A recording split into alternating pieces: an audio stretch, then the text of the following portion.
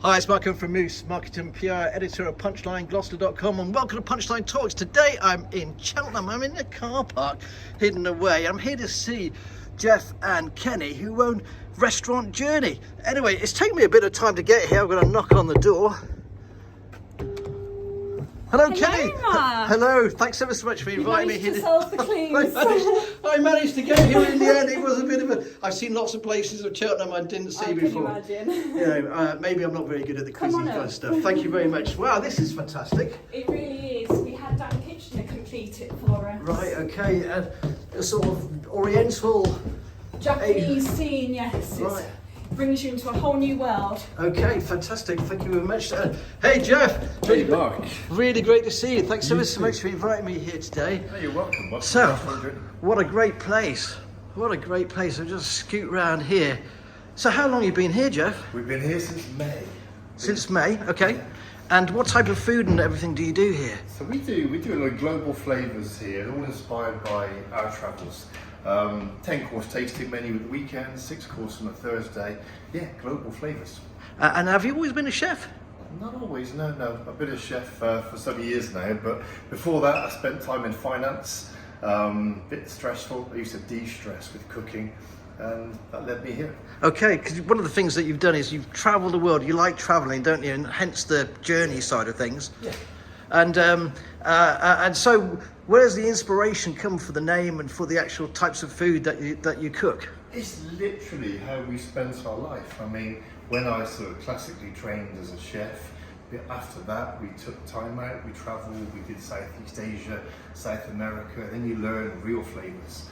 So you bring those flavours back with you, you weave them into new dishes, and you share them, and we bring people on our journey. Okay, so how many people do you normally cover for in a restaurant like this, and what type of food do people get? Okay, so in this restaurant here we'll have 16 to 18 guests at one time, 3 services a week, Thursday, Friday, Saturday. Tasting menu, so it's a 6-course on a Thursday, as I said, 10 courses on a Friday and Saturday, and it's literally a kaleidoscope of flavours, all the best of our travels basically, converted into something that is a beautiful dish, just taking the best from different places we've been to. Okay, and what sort of countries have you been? Oh, you're talking Japan, South America, Thailand, Vietnam, India, Sri Lanka, Central Africa has been a big one recently, spent 6 months there last year, brought loads of inspiration back from there, and yeah, India, I lived there for a couple of years, some years ago, and as I said, a variety of countries around Southeast Asia. Japan was the most prominent, as well as Thailand.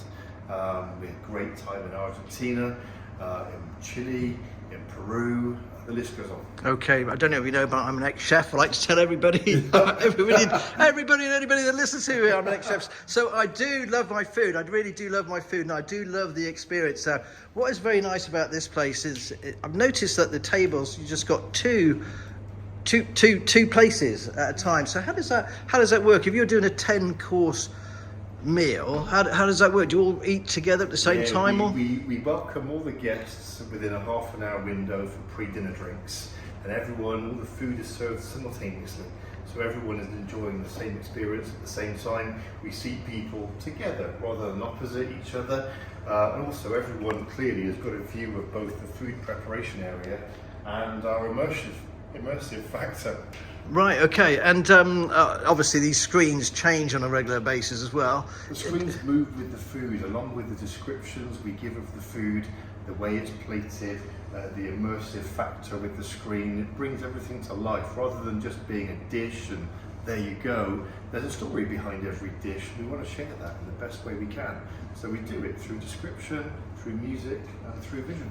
I must admit, I do really love the way that the screens change and everything else like this. Now you have I know that you do play music here. There's sort of different types to bring the ambience up as well, isn't it? Yeah, the music is not what you'd expect in a finer dining restaurant.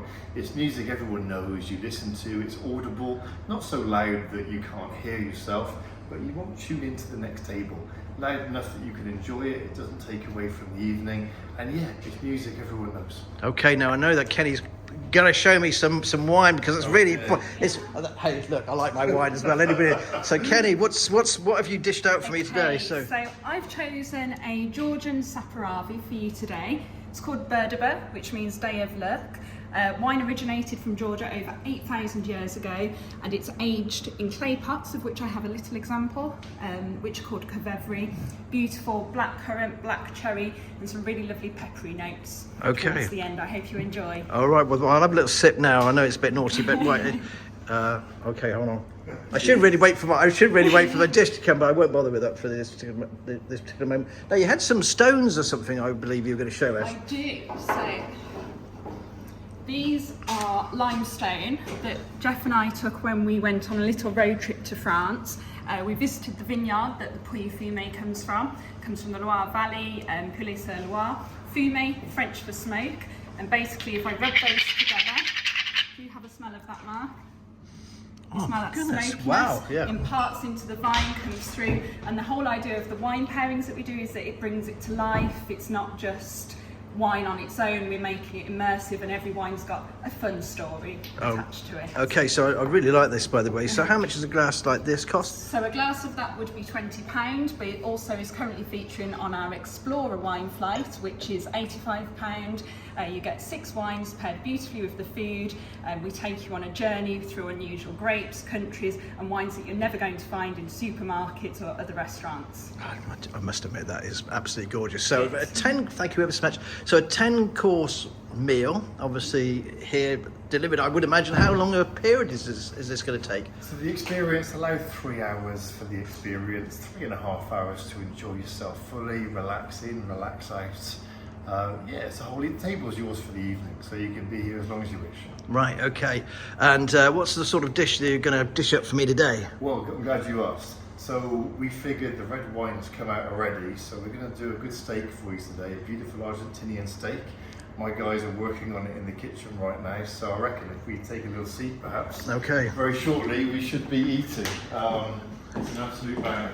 I love the way they brought the wine back over. Thanks ever so much for that. Okay, so a 10-course menu. So what type of price are we talking about here? Well, the 10-course tasting menu is £140, and we guarantee no one leaves hungry. It's not that kind of restaurant. Okay, and is it a eclectic mix of each individual dish from individual countries? We do. I mean, as an example, with the current menu that's got a couple of weeks still to run, we begin with some smaller muses that are Singaporean, South American and Mexican inspired.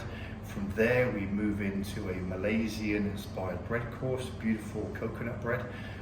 Beyond that we move into a very Spanish inspired Iberico ham, beautiful velouté with that as well. From there we move into African and Sri Lankan spices. From there we go into Thai spices. Then we move into Japanese marinated cod. From there into the Argentinian steak. Then we take a little trip to Norway after that for some beautiful Norwegian flavours. Past that we're into China, and then we conclude. Wow, okay, thank you very much. Beautifully interrupted by a brilliant steak. Okay, well, I'm really looking forward to this. Where's the steak from, did you say? Thanks ever so much. Thank you. This is Argentinian inspired. This is a beautiful center cut fillet steak served with chimichurri, carrot, humitas, a little bit of pickled beetroot. Jeff, it looks absolutely wonderful. I can't wait to get into it. Thanks ever so much for inviting me today. My pleasure, man. Enjoy. Thanks ever so much, Kenny. Thank you. Cheers.